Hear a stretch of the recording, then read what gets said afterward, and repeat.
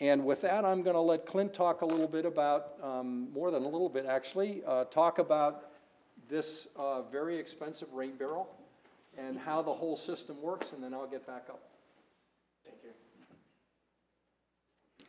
Good evening. My name is Clint Hahn. I am the Airvac Service Manager.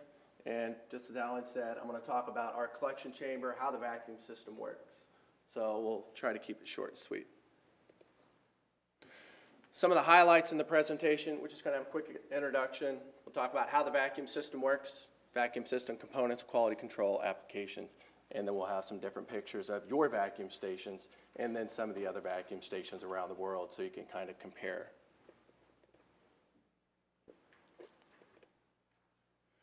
All right, Airvac. We're a civil engineering company / manufacturing company. So we manufacture components used to collect wastewater via vacuum technology. We were established in 1969. We have 74 employees scattered throughout the country. Our first municipal and industrial system was installed in 1972. So the difference between our two systems, our municipal and our industrial system, our municipal system is what you guys are familiar with. We collect wastewater via vacuum technology from communities. Our industrial system is what you might be familiar with in airplanes and cruise ships. So if you've ever been in a restroom in a cruise ship or an airplane, you'll notice that the toilet makes a funny noise. It's vacuum technology. So that's kind of what that technology is. We have 850 plus systems installed worldwide. And this is our corporate office. Our corporate facility is in Rochester, Indiana. We also have a national sales office in Tampa, Florida. So this is where we manufacture the components inside your vacuum station and these components right here. This is our fabrication shop. So inside of the vacuum stations, we have collection tanks, vacuum pumps, discharge pumps. This is where we fabricate it, we test them, and then once we fabricate it, test them, we'll disassemble them, ship them to your facility, and then your contractor will install them. So every one of these vacuum stations that you guys have, they've actually been assembled in our facility in Rochester, Indiana, and tested. So they're actually tested twice. This is our production area. This is where we manufacture our water transporting valve, which is this component right here. This is our warehouse for our raw material. This is our training classroom. We do operate and maintain some vacuum systems throughout the country. For those that operate and maintain their own vacuum systems, what we do is we provide them with a training course. So we have a free operator training course that's held at the end of every month. And we talk about our components. We talk about rebuilding, troubleshooting, all of our components, how to adjust the system, all that good stuff. So we provide our clients with a free operator training course. It's a 4-day class, and we provide CEUs, which are continuing education units for people that have their license. So there are a lot of great benefits for this class. Domestically, we have 300 plus Airvac systems. We have projects in 29 different states. We currently have about 20 in construction. And we have 15 systems that we've retrofitted for one reason or another. Maybe it was a gravity system that we retrofitted to vacuum, or maybe it was another manufacturer that we retrofitted to an Airvac component. These are the amount of projects that we have in each state. You can see in North Carolina we have 20 vacuum stations currently. There are several more in design, so this number is going to change here within the next year or so. Internationally, we have licensees that support our products, so they sell our products for us. We have 550 Airvac systems internationally, so it brings a total to about 850 systems worldwide. So not only do we have projects in 29 different states within the U.S., we also have projects in 31 countries around the world. These are some of the projects that we have, some of the countries that we have projects in. Same thing. Just kind of gives you an idea of where we are, where we've been. So how it works.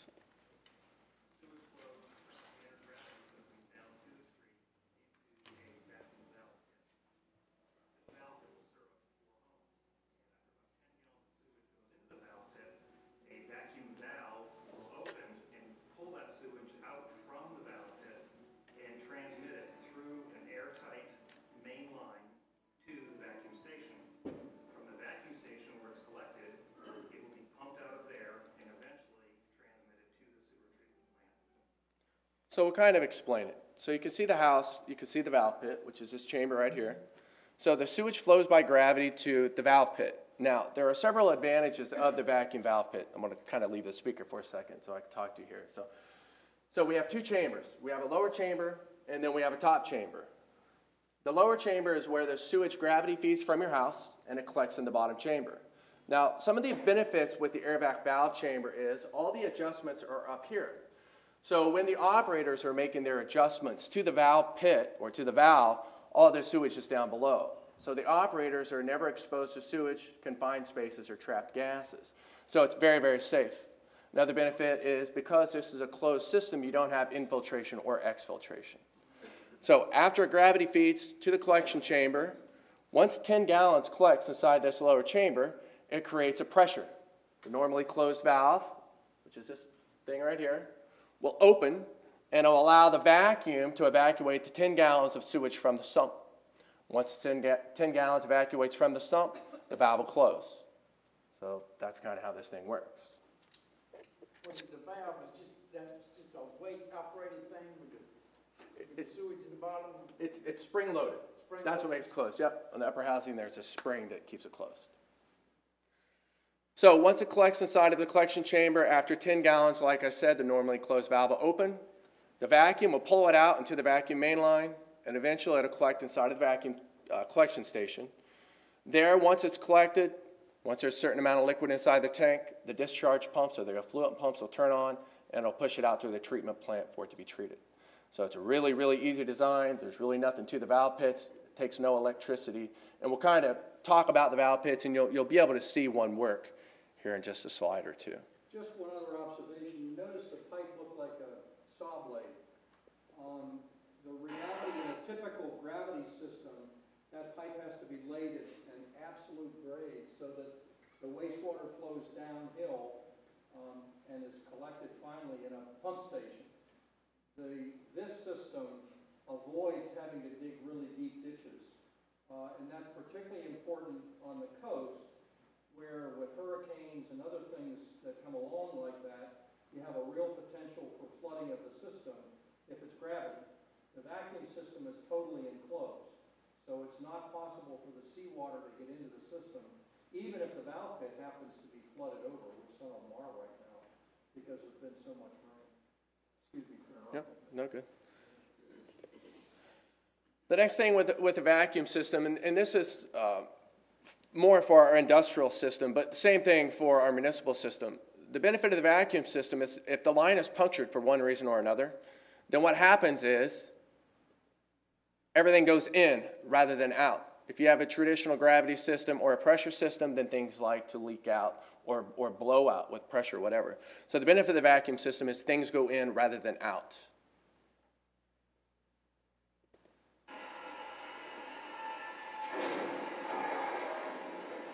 So this is our normally closed valve. Again, you can see the spring in the upper housing. It's kind of difficult to see, but that's what keeps it closed. So again, once there's 10 gallons of sewage inside the sump, it creates a pressure. It allows the valve to open, which removes the 10 gallons from the sump. So we'll show it again here. The valve opens, pulls the 10 gallons from the sump. The spring in the upper housing closes the plunger, and it traps off the vacuum. Again, no electricity required. It'll operate completely submerged. So if this top portion fills up with water, the valve will still function properly. Everything is closed. The rebuild price for the valve and the controller is $64, so it's fairly easy to rebuild. We talked about the training class earlier. That's something that we'll provide to the operators, how to rebuild these things. And then the rebuild time, we recommend that you rebuild the valve and the controller every 10 to 15 years. It's not that it's going to break after 10 to 15 years. It just stops being so efficient. So it's manufacturer's recommendation. The historical reliability, on average, there are 5 to 10 malfunctions per 100 valves. So 1 million cycles will occur per 100 valves within a year. So the reliability rating is 99%. So basically what we're getting at is through our historical figures, the valve and the controller are very efficient. Our goal as far as a manufacturer is to continue to make this more efficient. Our goal is 100%. So we continue to make our products better. We continue to provide training to our clients so we can reach that goal of 100%.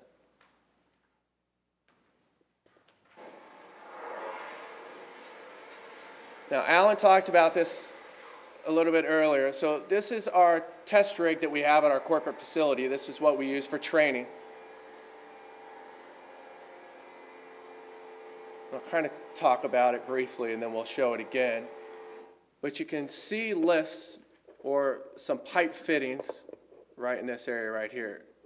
So with the vacuum system, as Alan mentioned, we can actually bring the pipe up. So if we're going uphill in a traditional gravity system, you get deeper and deeper, and eventually you put a lift station in to bring the pipe up to a more shallow depth.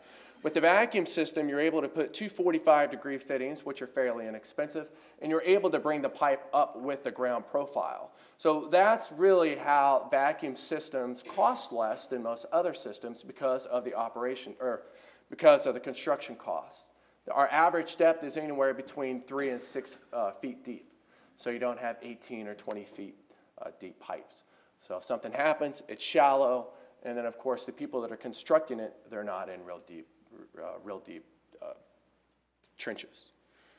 So this is the liquid. We'll show it again, but the liquid, when the valve fires, the liquid moves at 15 to 18 feet per second. So because of the high scouring velocity, the water will actually scour the pipe and clean it. So we don't have problems with grease necessarily in the pipe or other things. Now, what grease can affect some of these things. So it's very, very important when you're cooking, you have grease or whatever. Just like any other sewer system, you want to make sure that you try to keep the grease out of the sewer system. But as far as the piping, the high scouring velocity of 15 to 18 feet per second will keep this pipe clean. So we'll show a couple things. So the valve fired, the vacuum is pulling the liquid. Liquid's moving 15 to 18 feet per second. The valve closes.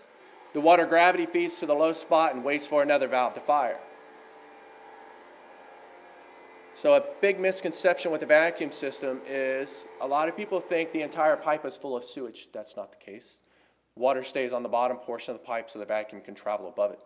So we actually have a clear path in our pipes from the vacuum station towards the end of the line. So that's why it's designed. That's why there are design criteria for this to happen. So down here, this is our Airvac valve. You can see the water coming in the bottom. Once 10 gallons collects, the normally closed valve opens and the vacuum pulls the sewage from the sump.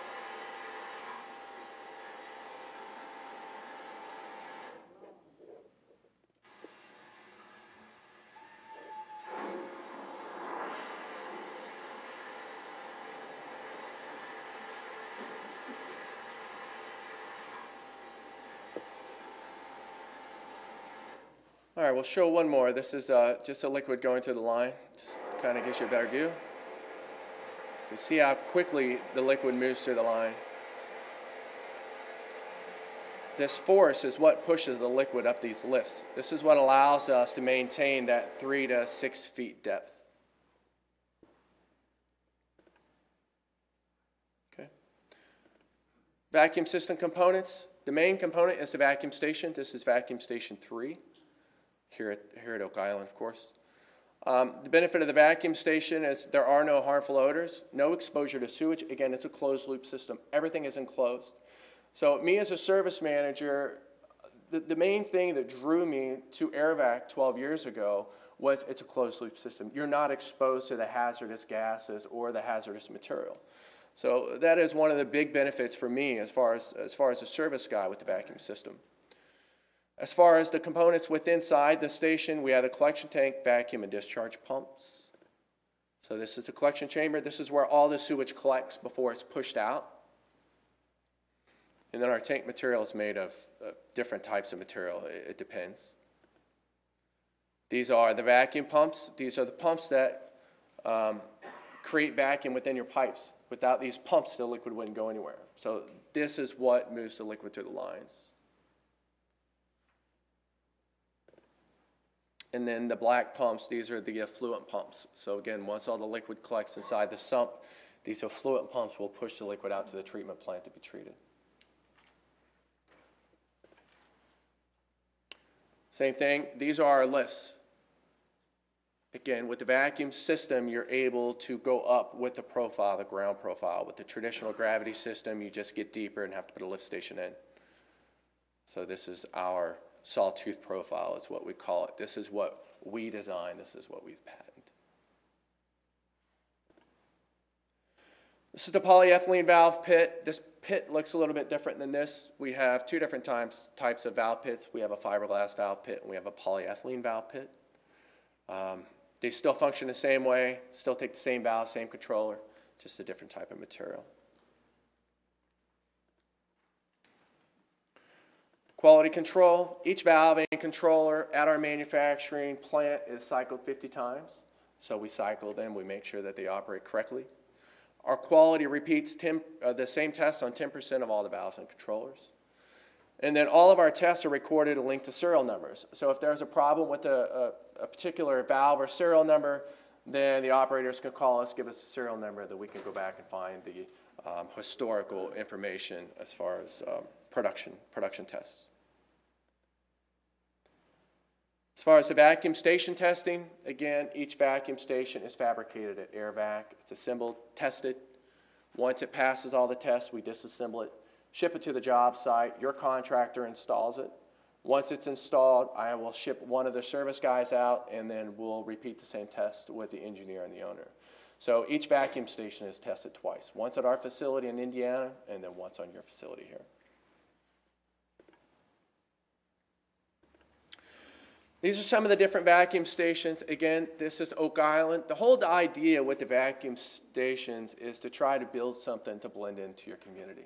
One thing you guys, I'm sure you don't want to see is something big that kind of makes your area look a little different. So what a lot of engineers try to do, and what Black & Veatch did a fantastic job at, is to try to design something that blends into your type of area. So this is North Carolina.